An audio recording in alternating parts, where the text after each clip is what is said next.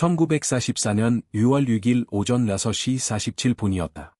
세뮤얼 데이 함장은 미국 해군 함선 하터 호이 비좁은 함교에서 서 있었다. 그는 세 척의 일본 구축함이 타이타이 해락의 달빛 어린 바다를 가로지르는 것을 지켜보았다. 구축함들은 그의 잠수함을 치명적인 정확성으로 추적하고 있었다. 그는 37살의 나이였다. 5번의 전투 초기 임무를 수행했으며 18척의 적함을 격침시켰다. 일본 제국 해군은 미네즈키, 하야나미, 타니카즈를 급파했다. 이들은 3주 동안 보급선을 위협하던 미국 잠수함을 제거하라는 명령을 받았다. 1944년 4월까지 미국 잠수함들은 일본 구축함을 피했다. 구축함은 35노트의 속도로 움직였다. 잠수함은 잠수 상태에서 9노트를 내기에도 어려움을 겪었다. 1941년 12월부터 1944년 3월까지 일본 구축함들은 14척의 미국 잠수함을 격침시켰다. 양측 함정이 적극적으로 전투를 벌이는 동안 단 한 척의 미국 잠수함도 일본 구축함을 격침시키지 못했다. 데이 함장은 4월 13일에 그 공식을 바꾸어 놓았다. 구축함 이카즈치가 하터 호이 이치로 전속력으로 돌격했을 때 모든 함교 장교들은 데이 함장이 도망칠 것이라고 예상했다. 대신 그는 구축함을 향해 전속력으로 직진할 것을 명령했다. 900야드 거리에서 하터호는 4발의 어뢰를 부채꼴 모양으로 발사했다. 2발의 어뢰가 함정 중앙에 명중했다. 구축함은 폭발하며 5분 만에 침몰했다. 데이 함장의 무선 보고는 태평양 잠수함대 전체에 유명해졌다. 그는 4발의 어뢰와 한 척의 구축함을 격침했다고 보고했다. 일본 연합함대 총사령관 토로다 소에무 제독은 이를 재미있게 락이지 않았다. 1944년 1월부터 5월까지 일본은 23척의 구축함을 잃었다. 필리핀에서 미국 침공함대를 파괴하려는 계획인 아호 작전은 정밀한 조율을 요구했다. 잠수함 공격으로 구축함을 잃는 것은 모든 것을 혼란스럽게 만들었다. 5월 말까지 토로다 제독은 타이타이 정박지에 기동함대를 집중시켰다. 여기에는 야마토를 포함한 4척의 전함이 있었다. 9척의 항공모함과 15척의 순양함도 함께했다. 또한 28척의 구축함도 집결했다. 이것은 미드웨이 해전 이후 가장 큰 규모의 일본 해군 전략 집중이었다. 미국 암호 해독가들은 그들이 오고 있다는 것을 알고 있었다. 찰스 로구드 제독은 하터호를 타이타이 해락 순찰에 보냈다. 그는 기회가 되는 표적을 공격하라는 명령을 내렸다. 9일 동안 하터호는 발각되지 않고 작전을 수행했다. 그러던 6월 6일 오전 3시에 일본 초계기가 타이타이 북쪽 15마일 지점에서 하터 호이 잠망경 흔적을 발견했다. 세 척의 구축함이 즉시 대응했다. 동시에 자신을 추적하는 세 척의 구축함에 맞서 데이 함장의 공격적인 전술이 어떻게 전개되었는지 궁금하시다면 좋아요를 눌러주십시오.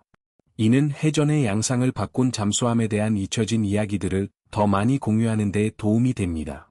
구독도 부탁드립니다. 다시 데이 함장 이야기로 돌아가겠습니다. 데이 함장은 잠망경을 통해 선두 구축함을 면밀히 살폈다. 미네즈키는 1250톤급으로 내무늬 5인치 함포를 장착했다. 그녀는 어뢰 공격을 피하기 위해 지그재그로 기동하며 빠르게 접근하고 있었다. 그녀의 뒤편에는 2척의 구축함이 수색 대형으로 펼쳐져 있었다. 이들은 하터호를 킬존으로 몰아넣고 있었다. 데이 함장은 하터호이 함수를 미네즈키에게 곧장 겨누었다. 거리는 1100야드였다. 충돌까지 96초가 남았다. 하터호이 함교에 있는 모든 승조원들은 목구멍으로 돌진이 무엇을 의미하는지 알고 있었다. 공격하는 구축함의 함수를 향해 어뢰를 발사한 다음 그녀의 롱골 아래로 잠수하는 전술을 의미했다. 만약 어뢰가 빗나가면 구축함은 잠수함의 위치에 바로 폭내를 투하한다. 너무 늦게 잠수하면 구축함이 잠수함을 들이받는다. 750야드에서 데이 함장은 3발의 어뢰를 발사했다. 잠수함을 300피트 아래로 내려가게 하라. 하터 호이 함수는 30도 각도로 급강하했다. 발사 후 40초 뒤 2번의 폭발이 하터 호를 너무 격렬하게 흔들어 조명기구들이 산산조각 났다. 이어서 3번째 폭발이 하터 호이 선미를 6피트 들어 올렸다가 다시 강하게 내리찍었다. 데이 함장은 잠망경 심도로 부상했다. 미네즈키가 있던 자리에는 잔해와 기름띠가 볼았다. 구축함은 2동강이 나 침몰하고 있었다. 다른 두 척의 구축함은 무작위로 폭내를 투하하며 멀리 달아나고 있었다. 토르다 제독은 오전 9시에 이 소식을 접했다. 그는 잠수함을 찾기 위해 6척의 구축함을 추가로 보낼 것을 명령했다. 정오까지 일본 초계기들은 20분 간격으로 수색을 벌였다. 그러나 대이 함장의 사냥은 끝나지 않았다. 6월 7일 오전 2시 30분이었다. 하터호는 배터리를 재충전하기 위해 수면으로 부상했다. 밤은 칠흑같이 어두웠다. 달도 없고 구름이 잔뜩 가 있었다. 오전 3시 12분, 완벽한 조건이었다. 레이더 접촉이 있었다. 함선 한 척이 영구호 방위에서 8,000야드 거리로 빠르게 접근 중이었다. 접촉 표적은 28노트의 속도로 움직이고 있었다. 틀림없이 구축함이었다. 700톤급 구축함 하야나미는 오전 1시부터 미국 잠수함을 수색하고 있었다. 그녀의 함장인 쿠보키 히데오 소령은 오전 3시에 기지로 복구하라는 명령을 받았다. 그는 지쳐 있었다. 아무도 미국 잠수함이 밤의 수면에서 공격할 것이라고 예상하지 못했다. 대이 함장은 전속력을 명령했다. 하터 호이 디젤 엔진은 잠수함을 21노트까지 밀어붙였다. 그는 의도적으로 거리를 좁히고 있었다. 구축함이 자신을 발견하기 전에 구축함의 레이더 탐지 범위 안으로 진입해야 했다. 4,000야드 거리에서 하야나미의 레이더 조작병이 수만 접촉을 포착했다. 작고 빠르게 움직이는 표적으로 아마도 기지로 복귀하는 또 다른 구축함이라고 생각했다. 3,000야드 거리에서 쿠보키는 자신의 실수를 깨달았다. 그것은 미국 잠수함이었다. 그는 전속력을 명령하고 충돌하기 위해 방향을 돌렸다. 이미 늦었다. 2,300야드에서 대이 함장은 4발의 어뢰를 발사했다. 2발이 하야나미의 우연 후방 탄약고 부근에 명중했다. 폭발은 구축함의 선미를 완전히 날려버렸다. 배는 90도 회전하며 프로펠러가 여전히 회전하는 채로 선미부터 가라앉았다. 쿠보키와 147명의 수병은 즉시 수장되었다. 일본 초계기들은 몇 분 안에 도착할 것이었다. 24시간 만에 두 척의 구축함이 격침되었다.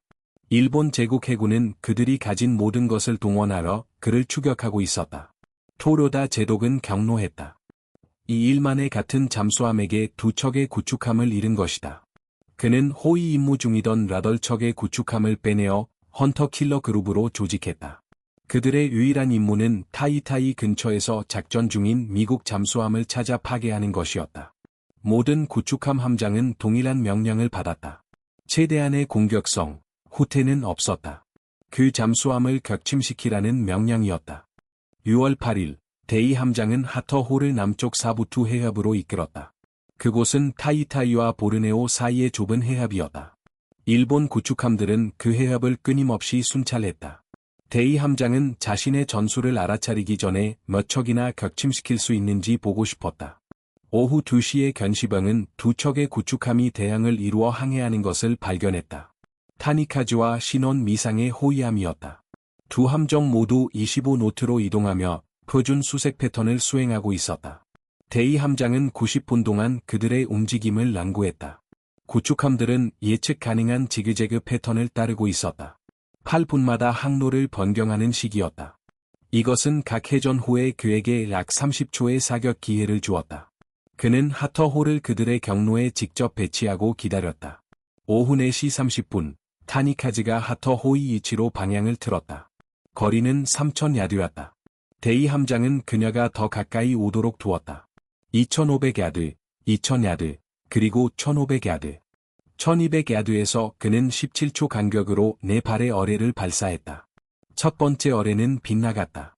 두 번째 어뢰는 함교 근처의 타니카즈에 명중했다.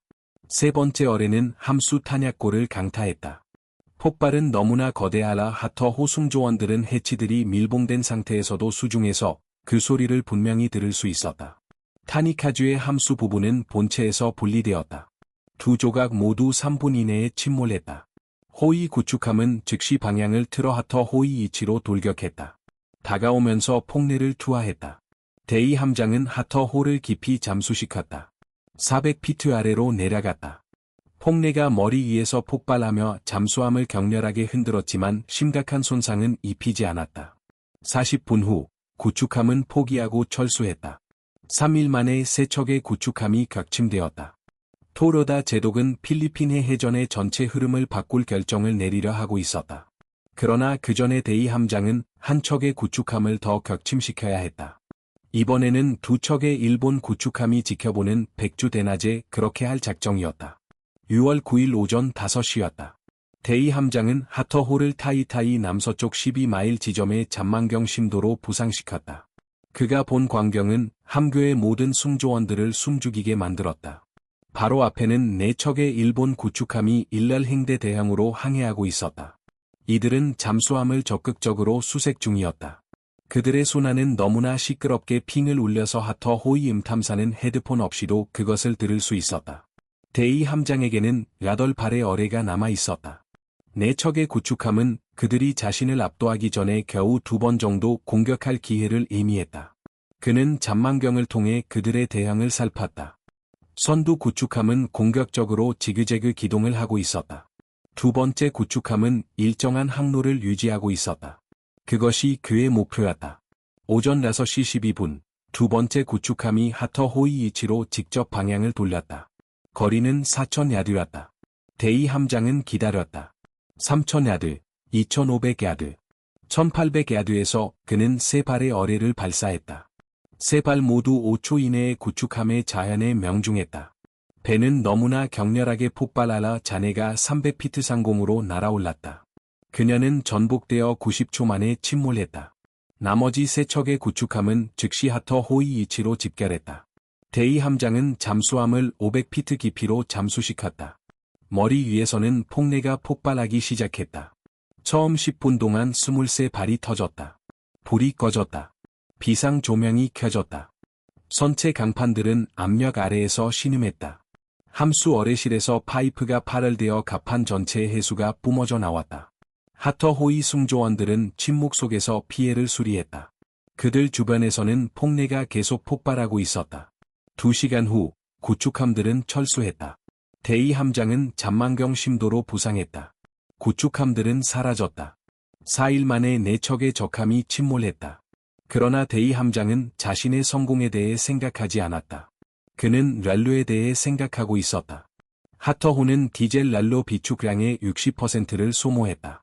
그녀는 프리멘틀로 철수해야 하기까지 3일 정도만 더 버틸 수 있었다. 타이타이에 주둔한 일본 기동함대 사령관 오자와 지사부로 제독은 6월 9일 오후 2시에 공격 보고를 받았다. 4척의 구축함이 격침되었고 잠수함 한 척이 살아남은 것이었다. 오자와 제독은 계산을 해보았다. 만약 미국 잠수함이 이렇게 쉽게 그의 방어망을 뚫을 수 있다면 전체 정박지가 취약해지는 셈이었다. 그는 토요다 제독에게 긴급 메시지를 보냈다. 기동함대는 즉시 타이타이를 떠나야 했다. 미국인들이 그들의 위치를 알고 있었던 것이다. 토요다 제독은 동의했다. 아호 작전은 기동함대가 마리아나 제도 근처에서 미국 침공군을 요격할 것을 요구했다. 그러나 작전은 6월 15일까지 시작될 예정이 아니었다. 6일 일찍 이동하면 그의 항공모함들은 적절한 정찰 없이 도착할 것이었다. 그의 구축함들은 여러 순찰 구락에 흩어질 터랐다. 보급선도 구축되지 않을 것이었다. 그러나 미국 잠수함이 자신의 구축함을 사냥하는 타이타이에 머무르는 것은 자살 행위였다. 6월 10일 오전 8시 일본 기동함대는 타이타이를 떠났다. 4척의 전함, 9척의 항공모함, 15척의 순양함, 그리고 24척의 구축함이 필리핀해를 향해 북동쪽으로 향했다. 미국 암호 해독가들은 몇 시간 내에 이 이동 명령을 가로챘다. 제5함대 사령관 레이먼드 스프루언스 제독은 그에 따라 자신의 전투 계획을 조정했다. 조기 출항으로 인해 미국 항공모함들은 하루 더 여유를 가질 수 있었다. 이는 필리핀해 해전이 될 전투를 위해 이치를 잡는 데 유리했다. 대이 함장은 이 모든 것을 알지 못했다. 6월 10일 오후 4시 30분, 그는 시부투 해협 북쪽을 순찰하는 2척의 구축함을 더 발견했다. 두 함정 모두 고속으로 이동하며 공격적인 수색 패턴을 수행하고 있었다. 대이 함장에게는 5발의 어뢰가 남아 있었다. 이는 한 번의 공격을 더 할 수 있는 양이었다. 오후 5시 15분, 그는 선두 구축함을 향해 3발의 어뢰를 발사했다. 한 발이 함수 근처에 명중했다. 구축함은 속도를 늦췄지만 침몰하지는 않았다. 두 번째 구축함이 즉시 하터호이 위치로 돌격했다. 대이 함장은 그의 마지막 두 발의 어뢰를 발사했다. 두 발 모두 빗나갔다. 그에게는 남은 어뢰가 없었다. 자신을 방어할 방법도 없었다. 일본 구축함이 32노트의 속도로 그의 위치로 접근하고 있었다. 대이 함장은 비상급강하를 명령했다. 하터 호이 잠수탄은 잠수함을 최대 각도로 아래로 밀어붙였다. 300피트, 400피트, 500피트. 구축함은 바로 머리 위를 지나갔다. 그녀의 프로펠러가 물을 너무 시끄럽게 휘저어서 하터 호승조원들은 선체를 통해 날개 소리를 들을 수 있었다. 그리고 침묵이 찾아왔다. 구축함은 다시 선회하고 있었다. 대이 함장은 그 패턴을 알고 있었다. 구축함은 여러 차례 지나가면서 매번 폭내를 투하할 것이었다. 잠수함이 부상하거나 압계될 때까지 계속될 터랐다. 하터호는 반격할 어뢰가 없었다. 구축함의 손상을 입힐 방법도 없었다. 그의 유일한 선택은 공격을 견뎌내고 구축함의 폭내가 먼저 바닥나기를 바라는 것이었다. 첫 번째 폭내 공격은 오후 5시 23분에 가해졌다. 6발의 폭내가 하터호 주변의 촘촘한 패턴으로 폭발했다. 잠수함은 우현으로 15도 기울어졌다. 전구들이 산산조각 났다. 승조원들은 손잡이를 붙잡았다. 2분 후 두 번째 패턴의 폭내가 떨어졌다. 이번에는 더 가까이였다. 폭발은 하터 호위 선미를 들어 올렸다가 다시 내리찍었다. 천장에서 코르크 단열재가 비처럼 쏟아졌다. 조종실에서 유압 라인이 터졌다. 90분 동안 구축함은 하터 호를 끈질기게 추격했다. 42발의 폭내가 터졌다. 폭내가 터졌습니다. 대부분 너무 얕거나 너무 멀리서 폭발했습니다. 하지만 셋은 깨기 유리를 깨고 작은 누수를 일으킬 만큼 가까이 다가왔습니다. 다이 함장은 하더함을 500피트 아래로 유지했습니다. 배는 이 노트로 움직이며 가능한 한 적은 소리를 냈습니다. 마침내 1900시의 구축함은 철수했습니다. 구축함은 폭내를 모두 소진한 상태였습니다. 다이 함장은 1시간 더 기다린 후에 부상했습니다. 바다는 텅 비어 있었습니다. 구축함도 정찰기도 없었습니다. 오직 어둠과 배터리를 충전하는 디젤 엔진 소리만이 있었습니다. 하더함은 랄로를 아끼며 8노트의 속도로 프리멘트를 향해 남쪽으로 느릿느릿 항해했습니다. 배는 17일간의 초계를 마치고 6월 26일에 도착했습니다. 하더함이 부두에 묶이자마자 찰스 로구드 제독이 기다리고 있었습니다. 그는 무선 감청을 통해 다이 함장의 초계 보고를 추적하고 있었습니다. 5척의 구축함이 공격받았고 4시 침몰했으며 하나는 손상되었습니다. 이것은 12일 만에 잠수함전 락사상 가장 성공적인 대구축함 초계였습니다. 로구드 제독은 그 자리에서 다이 함장에게 해군 십자 훈장을 수여했습니다. 그리고 그는 모든 잠수함 지휘관들이 두려워하는 질문을 했습니다. 다시 해낼 수 있겠는가? 다이 함장의 대답은 즉각적이었습니다. 어뢰를 주십시오. 그러면 랄척을 침몰시키겠습니다. 하더함의 승조원들은 7월 내내 프리멘틀에서 수리와 보급을 받았습니다. 다이 함장은 신입 승조원들에게 정면 공격 전술을 훈련시켰습니다. 7월 말까지 태평양의 모든 잠수함 지휘관들은 하더함의 초계 보고서를 랑구했습니다. 그 전술은 효과가 있었습니다. 1944년 6월과 8월 사이에 미국 잠수함들은 다이 함장의 공격적인 접근 방식을 변형하여 14척의 일본 구축함을 침몰시켰습니다. 8월 5일에 하더함은 6번째 전투 초계를 위해 프리멘트를 출발했습니다. 하더함은 USS 하더함과 USS 헤이크함과 함께 3척의 잠수함 늑대 무리의 일원으로 작전하도록 배정되었습니다. 다이 함장이 지휘를 맡았습니다. 이들의 임무는 루손 서쪽 해락을 초계하고 필리핀으로 향하는 일본 선박을 공격하는 것이었습니다. 초계는 순조롭게 시작되었습니다. 8월 21일에 늑대 무리는 팔라완만 근해에서 16척의 선박 호송대를 요격했습니다. 이들은 협동 공격으로 22,000톤에 달하는 4척의 화물선을 침몰시켰습니다. 8월 22일에 하더함과 하도함은 바탄 근해에서 3척의 해안 방어선을 공격했습니다. 3척 모두 침몰했습니다. 하더함은 마스야와 히보의 2척의 호위함을 파괴한 것으로 기록되었습니다. 8월 23일까지 하더함은 모든 어뢰를 소모하고 초계에서 철수했습니다. 이에 따라 하더함과 헤이크함은 루손 서해안의 다살만 근해에서 함께 작전을 수행하게 되었습니다. 일본 정보부는 늑대 무리의 움직임을 추적하고 있었습니다. 그들은 미국 잠수함들이 대략 어디에서 작전하는지 알고 있었습니다. 그리고 그들을 상대하기 위해 특별한 것을 보냈습니다. 8월 24일 04시 53분에 USS 헤이크함은 헤르모남의 섬에서 4마일 떨어진 곳에서 잠수했습니다.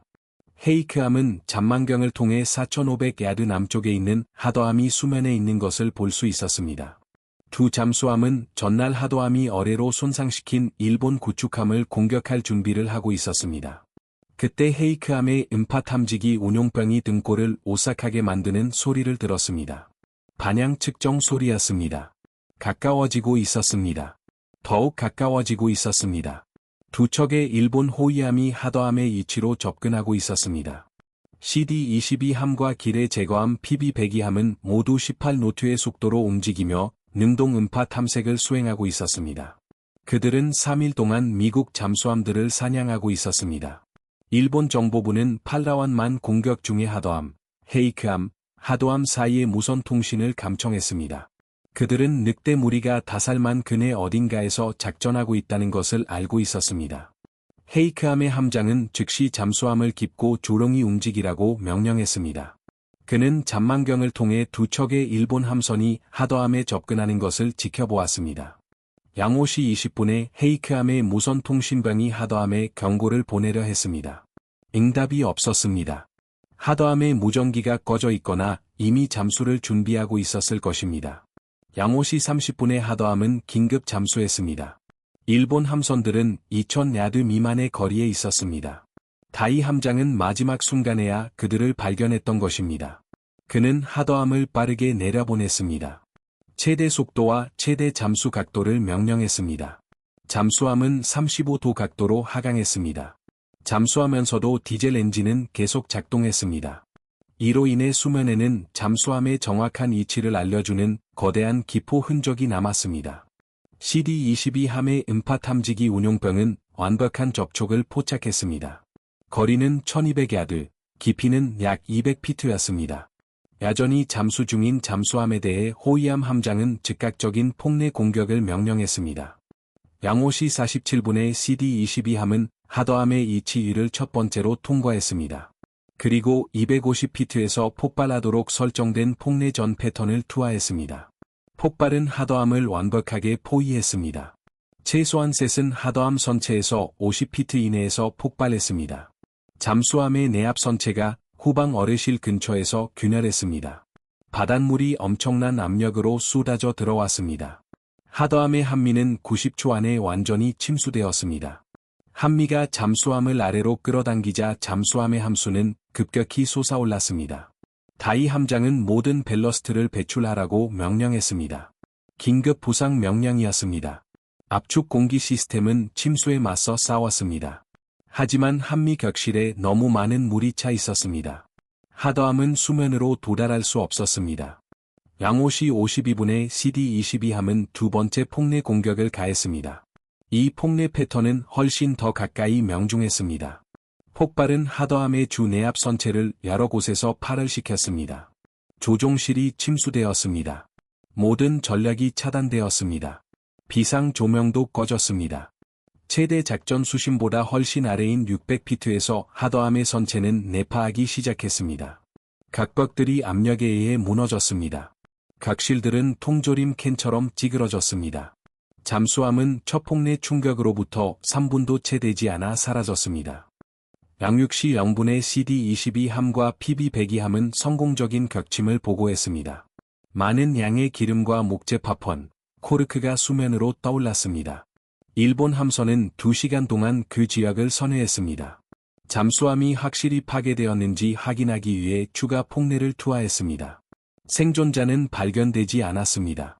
하더함에 탑승했던 79명의 승조원 전원이 사망했습니다. 사무엘 다이 함장과 6월의 구축함 격침으로 동성 훈장을 받은 무전병 칼빈 불도 사망했습니다. 태평양에서 하더함을 가장 두려운 잠수함으로 만드는 데 기여했던 모든 장교와 수병들도 마찬가지였습니다. USS 헤이크함은 밤이 될 때까지 잠수 상태를 유지했습니다. 헤이크함의 함장은 하더함의 손실을 설명하는 접촉 보고서를 제출했습니다. 이 메시지는 8월 25일 08시 0분에 로구드 제독에게 전달되었습니다. 로구드 제독은 즉시 다살만 지역의 모든 잠수함 작전을 중단시켰습니다. 그리고 모든 잠수함에게 더 안전한 해락으로 철수하라고 명령했습니다. 이 소식은 9월 초에 미국에 전해졌습니다. 해군성은 USS 하더함이 승조원 전원과 함께 실종된 것으로 추정된다고 발표했습니다. 추가적인 세부 사항은 제공되지 않았습니다. 잠수함 작전은 기밀 사항이었습니다. 미국 대중은 전쟁이 끝날 때까지 하더함의 5번째 초기에 대한 완전한 이야기를 알 수 없었습니다. 그러나 일본은 알고 있었습니다. 도르타 제독은 8월 26일에 보고를 받았습니다. 석 달 동안 그의 구축함 함대를 공포에 떨게 했던 잠수함이 마침내 사라진 것이었습니다. 그는 CD-22 함 승조원들에게 표창을 명령했습니다. 도르타 제독이 몰랐던 것은 다이 함장이 이미 얼마나 많은 피해를 입혔는지였습니다. 그리고 그의 6월 4일이 모든 것을 어떻게 바꿨는지였습니다. 필리핀 해전은 1944년 6월 19일에 시작되었습니다. 이는 하더함이 타이타이 근해에서 4번째 구축함을 침몰시킨 지 9일 후였습니다. 오자와 제독의 기동함대는 스프루언스 제독의 5번째 함대와 교전했습니다. 이것은 락사상 가장 큰 항공모함 전투가 될 것이었습니다. 15척의 미국 항공모함이 9척의 일본 항공모함에 맞섰습니다. 900대의 미국 항공기가 430대의 일본 항공기에 대항했습니다. 전투는 2일 동안 계속되었습니다. 미국 조종사들은 376대의 일본 항공기를 격추했습니다. 그들 자신은 30대만을 잃었습니다. 미국 조종사들은 이를 위대한 마리아나 칠면조 사냥이라고 불렀습니다. 3척의 일본 항공모함이 침몰했습니다. 타이오, 스카쿠, 히유였습니다. 2척의 전함이 손상되었고 한 척의 순양함이 침몰했습니다. 일본 제국 해군은 항공모함 항공단의 75%를 잃었고 다시는 회복하지 못했습니다. 그러나 오자와 제독이 예정대로 도착했다면 전투는 다르게 진행되었을 수도 있습니다. 그의 원래 계획은 6월 15일에 기동함대가 타이타이를 출발하는 것이었습니다. 이것은 전투가 시작되기 전에 그의 정찰기들에게 미국 함대를 찾을 4일의 시간을 주었을 것입니다. 그의 항공모함들은 충분히 보급되었을 것이고 구축함 방어망은 제대로 조직되었을 것입니다. 그의 전투 계획은 필리핀의 지상 기반 항공기와도 조율되었을 것입니다. 대신 하더함은 그를 낮새 일찍 출발하게 만들었습니다. 오자와 제독은 6월 14일에 필리핀 해에 도착했습니다. 그의 함대는 200마일에 걸쳐 흩어져 있었습니다. 그의 정찰기들은 조기 출발로 인해 연료 비축량을 소진했습니다. 그래서 제대로 된 수색을 수행할 수 없었습니다. 그의 구축함들은 타이타이 주변의 대잠수함 초기에서 아직 재정비 중이었습니다. 그의 보급선들은 3일이나 지연되었습니다. 미국 항공모함 항공기들이 6월 19일에 오자와 제독의 함대를 발견했을 때 그의 항공모함들은 여전히 항공기를 발진시키고 있었습니다. 그의 전투 공중 초계는 인력이 부족했습니다. 그의 함대 진영은 혼란스러웠습니다. 이대한 마리아나 칠면조 사냥은 오자와 제독이 준비되지 않았기 때문에 발생했습니다.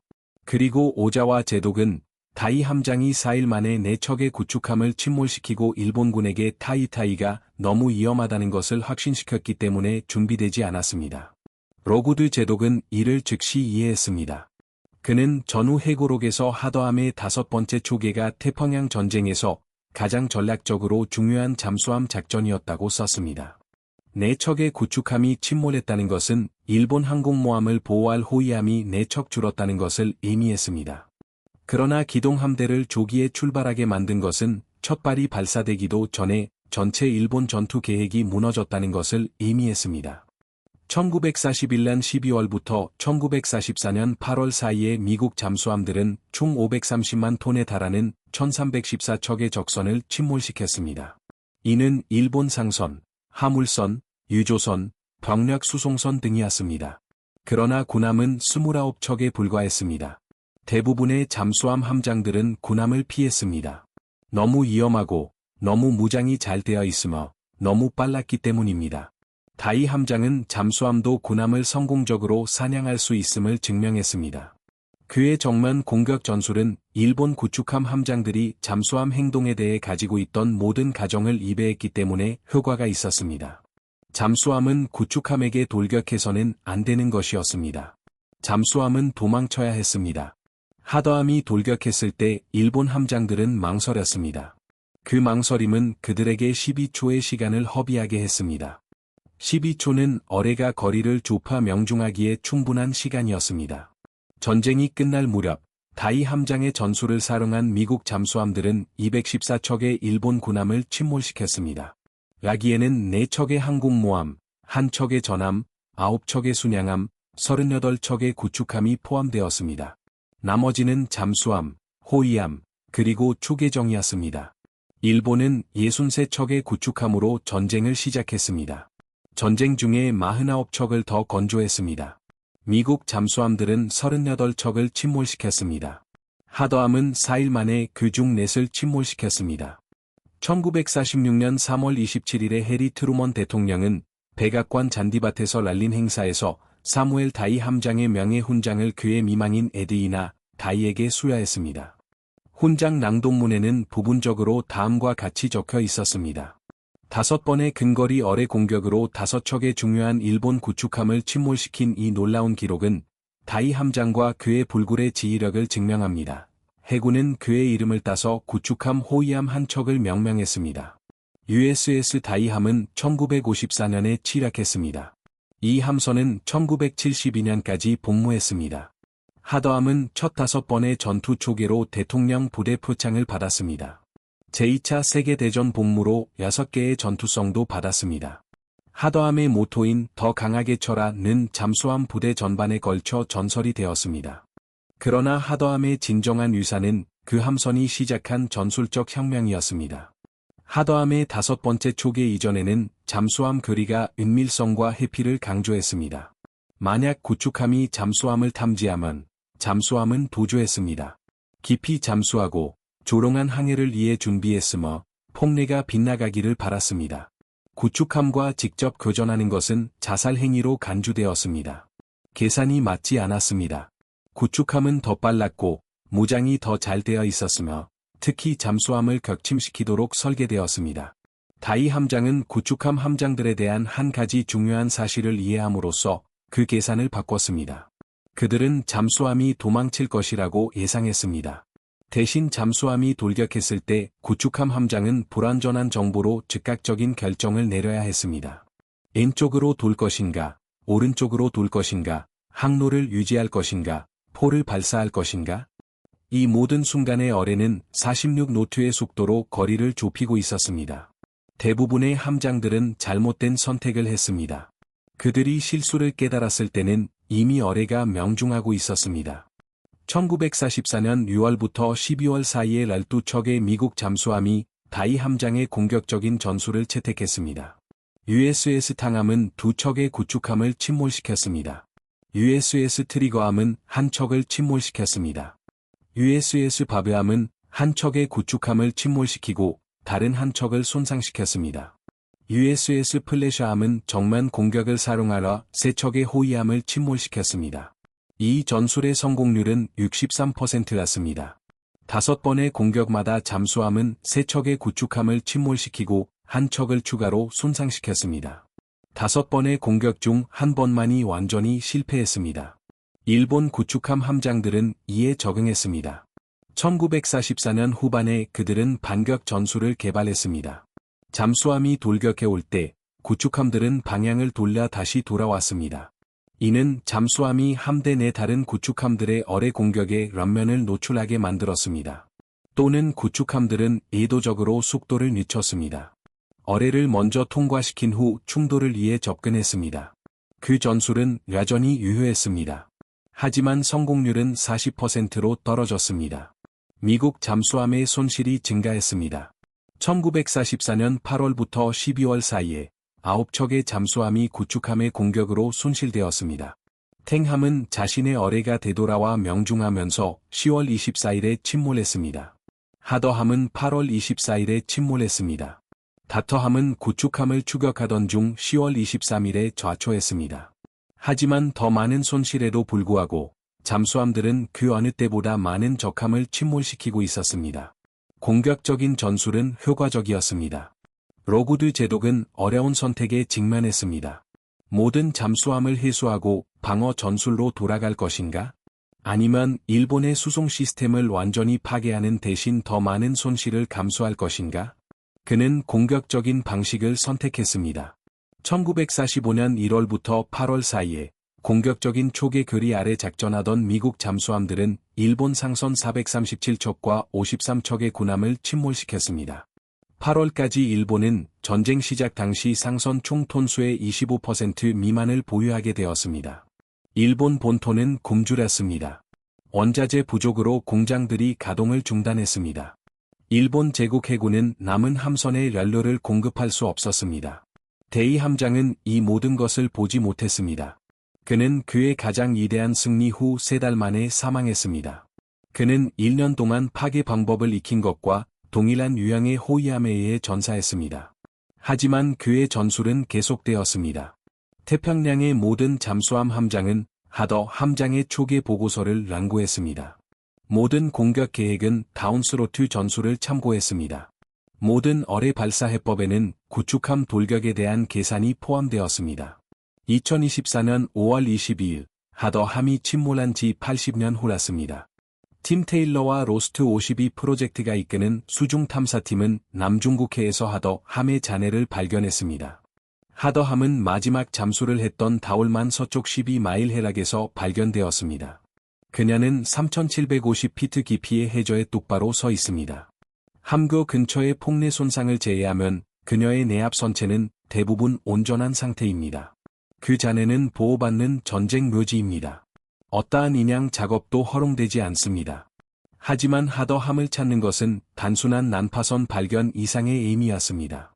이는 80년 동안 해답을 기다려온 가족들에게 종결을 가져다 주었습니다. 그리고 해군 전술을 영원히 바꾼 79명의 용사들을 기리는 것이었습니다. 오늘날 하더함의 이야기는 예상치 못한 방식으로 계속 이어지고 있습니다.